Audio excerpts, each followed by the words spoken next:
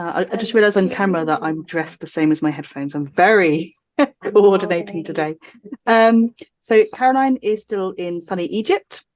We are not, as you can tell from the background, but the cases are still coming in.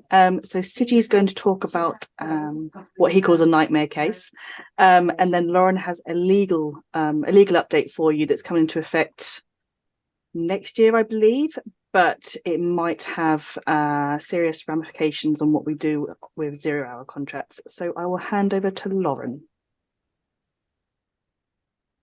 Hi guys. So I just wanted to talk a little bit. I think we mentioned it not that long ago about the Workers' Predictability Act, which is basically the government are going to allow 0 hours workers the opportunity to put forward a request for a predictable working pattern. Obviously, that's sort of the opposite reason why you have 0 hours workers at the moment, because the work can be very varied. So what we're looking at, so the ACAS are currently going for a review to put forward some guidance on how employers can manage this and what the expectation is on an employer. But what we're going to really recommend to you, I suppose, at this stage is sort of having a look at what your 0 hours workers are, and seeing if you can potentially move any to part-time, because this predictable working pattern might pretty much defeat the whole purpose of having your 0-hour workers. Obviously, you've already seen recently is the changes to the annual leave entitlement for 0 hours workers. So not only have you got to pay them to pretty much full-time working out annual leave, you might have to then also provide them with a predictable working pattern. So if you guys want to just start having a little look potentially at what you have people on for 0 hours, and it might be worth even looking at moving them to part-time at lower hours, so maybe guaranteeing 4 hours a week, just might be a bit more suitable for you guys. Yeah, that was pretty much just to sort of get ahead of the game, really, because it's going to come into effect next autumn. Any questions around that? So we watch this space and let you know what the change is and when it is, but judging by how drastic the annual leave was, yeah, as Lauren was saying, if really evaluate if the staff you have on 0 hours are true 0 hours, because I think there is a push to get people off these contracts. Quick question around that. Yeah, sure. You said about reducing the hours to say 4 or 5 hours. If they consistently then work more than that, does that then give them rights to claim a bigger contract? Yes and no. So the hours you put in the contract are the minimum hours you have to offer them. You can ask them to work more than that, and that would just be typical overtime. They might argue, if you're consistently doing that, they might argue to you that actually these are my hours. By custom and practice, my hours aren't 4, they're 16 if you've been given above consistently every single week. And by doing that, that's obviously going to affect their annual leave entitlement. So they could make that claim, and you'd have to look at it seriously. The only detriment it'll put you at is if you've got a contract for 4 hours and you're consistently rostering more than that. Their annual leave entitlement is based on 4 hours, but what you're paying for them, you'd have to take into account all of that overtime. So their annual leave is now worth a lot more than if they were working a true 4-hour-a-week contract. So I thought that if they did a set contract, because I asked my payroll this, if they, let's say they do 5 hours a week, they get annual leave a portion to 5 hours a week. If they do overtime, they don't get any increased annual leave. Isn't that right? Yeah, so the entitlement doesn't go up, but what you pay them needs to take into account their earnings with that overtime in it. Yeah. So you pay them for holiday. So the entitlement, so how many days entitlement they get per year is based on the hours of their contract. Yeah, so I'm not going to, let's say 4 hours a week equals 5 days annual leave. If they work more than that, they're still entitled to 5 days annual leave, but it's not going to be 5 days at 4 hours a week. It's because they're consistently working 30 hours a week. What you pay them for each day is now worth more because their overtime needs to be taken into account when you work out how much to pay them for each of those 5 days. Right. So yeah. Which interestingly, I have seen that they are trying to stop. There's up in arms at the moment that they're trying to stop the whole overtime coming into play with with holiday, and to try and get it back to basic pay. But I think that's way off. So again, it's another watch this space. There's all these changes coming, but we tell you about them now, and they take 2 years, 3 years to come in. Okay, Siji. Yeah, so I had a case this week with a club, and I just thought it was a useful reminder on protected characteristics. So we talk about this a lot. If you ever get an email from an employee, we might say, do they have any? But this is why they can be quite important. So long story, a lot less long. We've got an employee who has got a skin condition. Now, it's not drastic, but they are sometimes required to clean behind the bar or wash up or touch chemicals.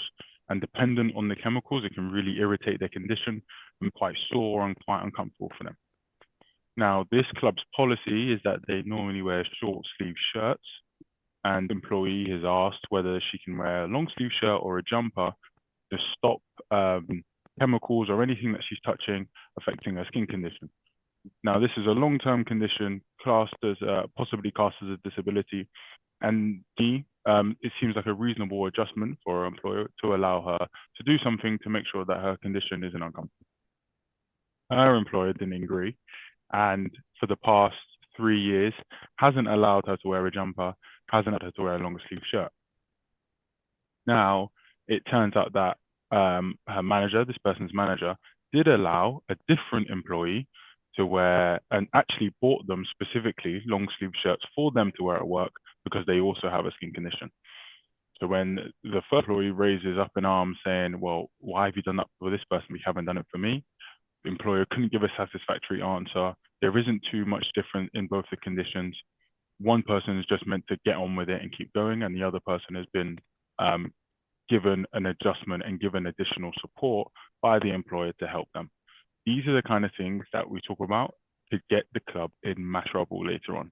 If this employee now decides to go and make a claim saying that I've been discriminated against because of X, Y, Z, because they haven't done something for my condition, but they've done it for someone else, and what's the difference between me and them? It's on the club, not the employee. It's on the club to make a clear defense of why that's not discrimination. And on the face of it, having gone through those with them, it would be. So in case we're ever asking you about protected characteristics, this is why. These are the kind of things we need to know, because this now changes how I'll deal with the club and how we'll go through this process, because there's a risk here. And it means that we can advise you if there's something that for you might come up as a bit of a problem. We can help make sure that you align that and get that fixed before it goes too far down the road. Now, in this situation, we're not very far down the road. They can fix it, but it's something that they could have avoided and should have avoided if they were taking care of their employees at the same level. So just a word of caution to make sure that we're all treating each other fairly. Any questions on that?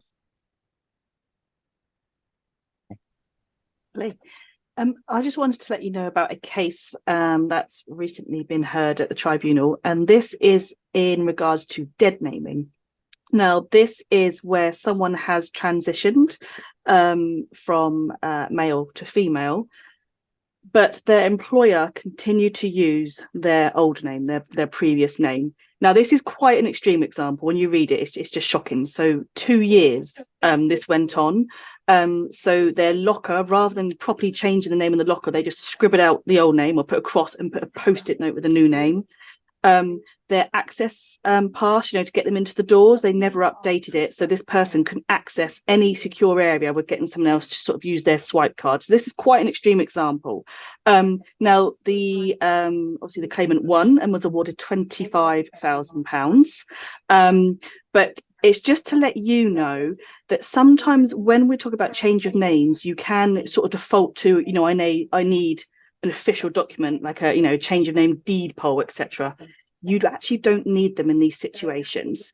So things like door passes, lockers, spreadsheets, you don't need an official document to update that.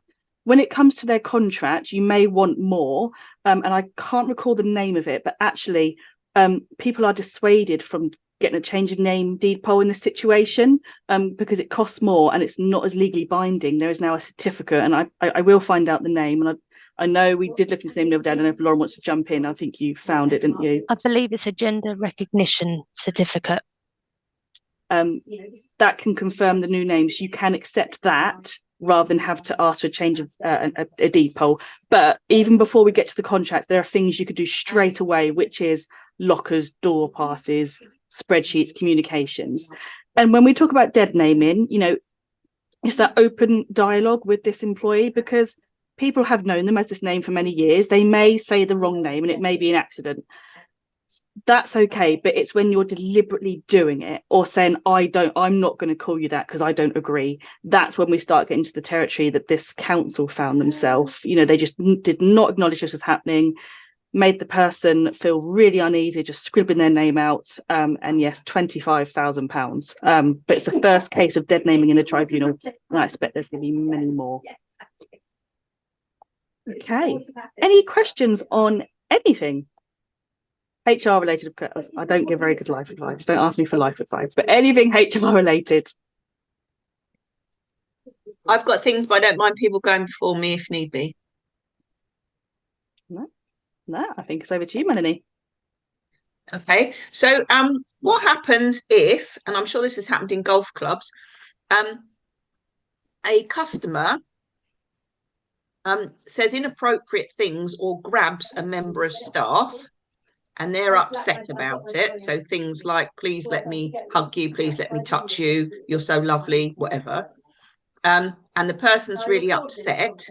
What do you have to do as an employer? I mean, the things I've done so far is document it, of course, and I will redo training on behaviour, you know, challenging behaviour and harassment stuff. But is there anything else that I need to do or be aware of? Yeah, so this actually goes into like the third party liability. So although this was not two employees, this happened between, it is your employee and the customer, you are actually still liable for this sexual harassment claim. So I'm glad you're asking about it. I would be saying in that situation, looking at banning them. They're not able to come for treatment. Yeah. We have. Yeah. Okay. Obviously making sure employees okay, supporting them if they want to raise it to the police, encourage them to raise, you know, you can't force them, but even you could as well. I think so far what we've done is, because it's a referral from another company, so it's effectively an employee from another company that's referred the person, we've gone back and let the referral company know. They said they're going to take it up with the person's employer. So I don't know if that's sufficient, because obviously they will do whatever they feel they need to do. Because I think it was on work time effectively, because they were referred for treatment. I think it would have been in their working day. Okay, yeah, so that part is now down to their employer to take the right actions. So for you, yours is your employee, so their welfare, and say stopping this person from having treatment at any of your facilities or any of your staff. I would say that'd be enough to cover you. Okay, that's fine. Next little question is, how do you talk to a member of staff that's got a body odor problem in a sort of short and nice way without it being too difficult? Very difficult. We have actually put together some guidance, and I will send you that, because it's all about the phrase, how you say it, but you got to be direct enough. Like, let's not go around the houses, direct enough, but from a suggestive point of view, not just you smell. So we will send you some guidance, there's some terminology, but it is the right thing to tell them. We actually had this situation with a club who had this conversation, found out this person could not afford to run their washing machine to wash their clothes. They were in fact living in poverty. So again, it's like they allowed them to wash them on site, or, you know, another member of staff kindly said, I'll wash them for you. So it's kind of that welfare side as well, to see if there's anything going on.